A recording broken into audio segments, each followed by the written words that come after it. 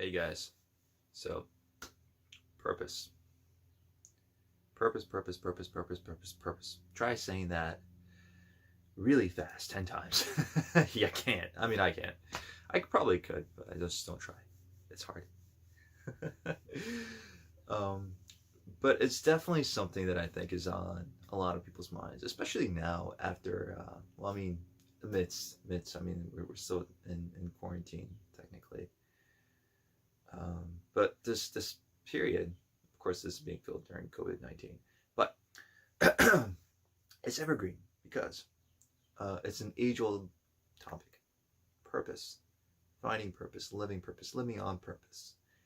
We hear this word bounced around so many times in so many ways. I'm not even sure that we fully understand what it is. Kind of what I wanted to talk about today. It's essential to a life well lived.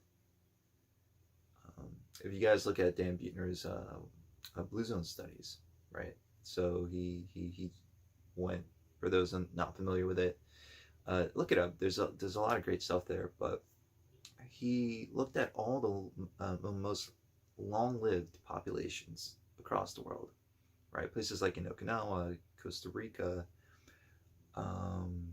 There we have what was it? Sardinia. Sardinia is another island.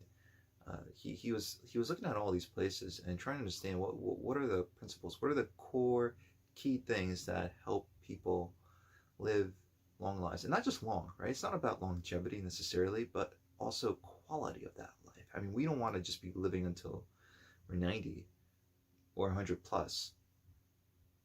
We want to be living until we're 90 or 100 plus with vitality, with vigor, with enthusiasm, right? We want to be able to walk around and move and be able to have full use of all our faculties: mental, emotional, spiritual, physical.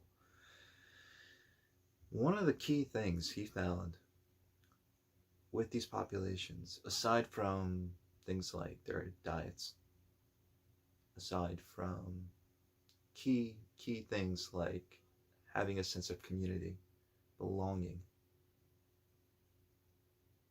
I mean, that's one of the most important things, to feel a sense of belonging to, feeling a part of, feeling supported by a community. Now, actually, that really does tie into this idea of purpose. But you'll see why in a moment.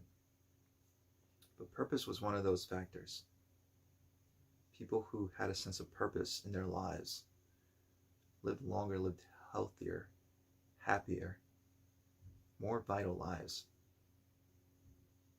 And I think, again, having this slowdown recently and this time to just rest, be still. One of the 3 arrows by which I live personally, it's a triple S: silence, solitude, and stillness. We need to cultivate these things if we're going to find opportunities, give ourselves opportunities, look inside, do some deep inner work. That's necessary. We need that. Those are the 3 hours that I live my life by. Those are the 3 hours that I instill and teach and help others cultivate. Now, without that, you can't even start to think about purpose. Purpose, what is it? I think a lot of people have this funny misunderstanding of what purpose is, or that they need to find it. Truth is, guys, we're born with it. In fact, purpose is who you are. Like, just let that sink in for a moment and really feel into that. Like, purpose is who you are. Of course, most of us aren't who we actually are, because we're living out scripts that have been laid down for us by friends, family, peers, society. We're born into this world with natural gifts, curiosities, interests, talents. As children, we are so full of purpose because we are a full expression of who we are. That's purpose. That is living on purpose. It is the deliberate expression of your innermost self. What the hell is that? What the hell is my innermost self, Tom? Well, it's you when you're engaged in the things that make you happy. It's you when you're engaged in the things that put you into flow. It's you engaged in the things that you're most naturally talented in and gifted in. That's who you are. Look at yourself when you were 3 and 5, maybe 7 and on. Before you started to try to please others because you were looking for their affection, their love, because you were looking for worth outside of yourself. We all do it. I did it most of my life. I still do it sometimes. We're not true to who we truly are. Maybe we're told maybe we're just told that X, Y, and Z isn't going to make us money. That's a big one. Maybe we're just encouraged to follow other pursuits. Why? Because all the other kids are. We're put into these boxes when we're sent to school. And then we're set in comparison to others. And it gets internalized.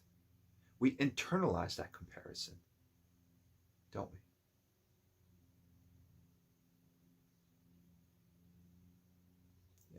And we tend to prioritize certain things over others. Some people are just so naturally musically inclined and gifted, or artistically and creatively inclined and gifted. Meanwhile, we're trying to force all these children to just study math and science. And there are those who thrive with that because guess what? That's what they naturally love to learn and do. There's a whole other world, a whole other subset of the population that isn't designed for that, isn't meant for that. We're all wired differently too. We learn differently. Some people learn with their bodies and they're so physically intelligent. My God, my buddy Jeremy, he is someone I look up to personally because you know what? This man can do so many things with his body. He's just so naturally talented. You teach him a breakdance move, he'll learn it. You teach him different, man, we used to run parkour. Can't tell you how many times I've busted my butt, but this guy was phenomenal. It's what he's naturally good at. But meanwhile, if he's going to school and he's not doing great academically, he's internalizing this sense of I'm not good enough. Because that is the thing he's measured by. That we're all measured by. And of course, this is just one example. I mean, there's so many, this is multifaceted. There's so many different ways this plays out in all our lives. But coming back to that, part of what I'm trying to do, I'm actually currently trying to design a program where I can first help people rewrite those scripts. Tap into what it was. I mean, these are questions I'll pose for you guys to start thinking about.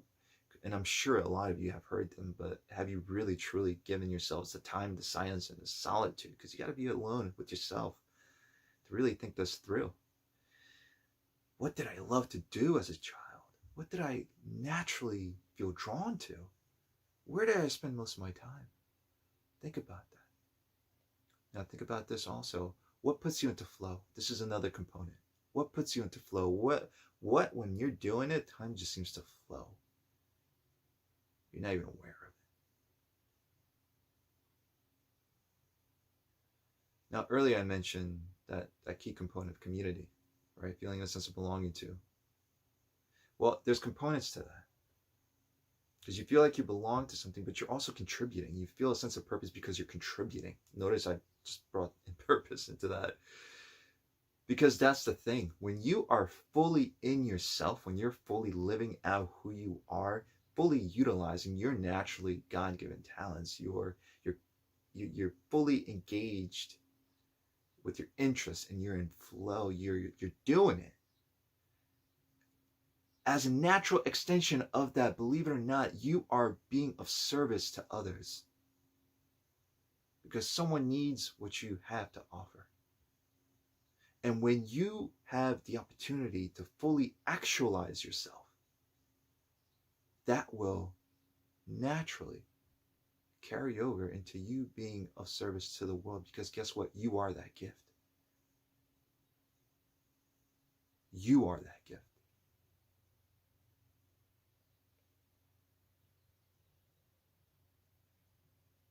And so what I truly, truly, personally feel my purpose is to help others live theirs. I'm a geek at heart. Guys, when I was a kid, what did I love doing? I loved being outdoors. I loved playing. I loved reading. I loved learning.